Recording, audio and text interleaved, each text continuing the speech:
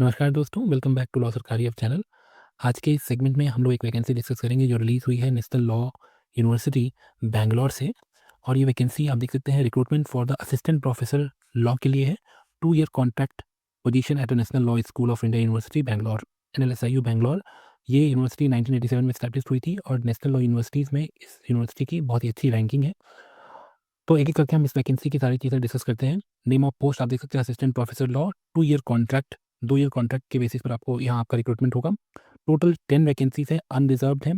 Subjects की अगर हम बात करें तो जितने भी मेजर लॉ सब्जेक्ट्स हैं इंक्लूडिंग आप देख सकते हैं जिसमें भी आपका स्पेशलाइज़ेशन होगा एलएलएम में, आप उस लॉ के लिए आप यहाँ पे अप्लाई कर सकते हैं। कॉन्स्टिट्यूशनल लॉ है, लॉ ऑफ टॉर्ट्स है, एडमिनिस्ट्रेटिव लॉ है, इंटेलेक्चुअल प्रॉपर्टीज़ राइट्स हैं, कंपनी लॉ, ऑलमोस्ट सारे ही जो इंपॉर्टेंट लॉज़ होते हैं सारे के सारे यहाँ मेंशन है। पे स्ट्रक्चर की हम बात करें तो लेवल 10 है as per the 7th CPC, consolidated आपको सैलरी प्रोवाइड की जाएगी। अपॉइंटमेंट की हम बात करें तो on contract basis for a period of 2 years है with a probation of 1 year, 1 साल का आपका प्रोबेशन पीरियड होगा। यहाँ आपको रोल एंड रिस्पॉन्सिबिलिटीज़ दी गई है। क्या होगा आपका फुल टाइम मेंबर्स के तौर पे आप जॉइन करेंगे, ठीक है, 2 सालों के लिए, मगर आपका ये कॉन्ट्रैक्ट रहेगा।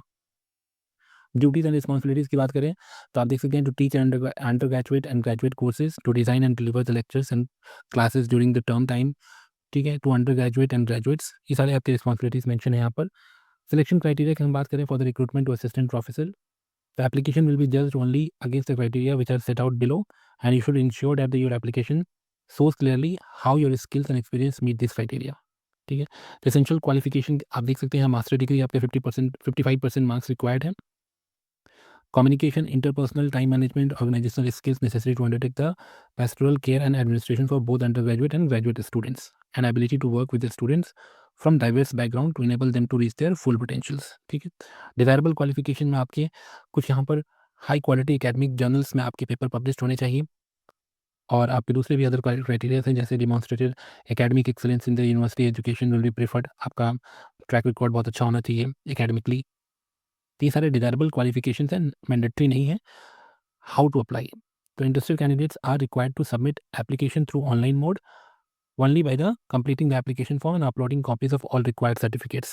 So without this certificate the application form will not be considered, ठीक है। तो यहाँ पे आप देख सकते हैं आपको प्रोसीजर में आपका स्टेटमेंट ऑफ पर्पस आपको लिखना होगा नॉट मोर देन 800 वर्ड्स का, और full CV that includes a publication list जितने आपके पेपर पब्लिश हुए हैं, अ सैम्पल और सैम्पल्स और रिटन वर्क पब्लिश्ड और अनपब्लिश्ड, ठीक है।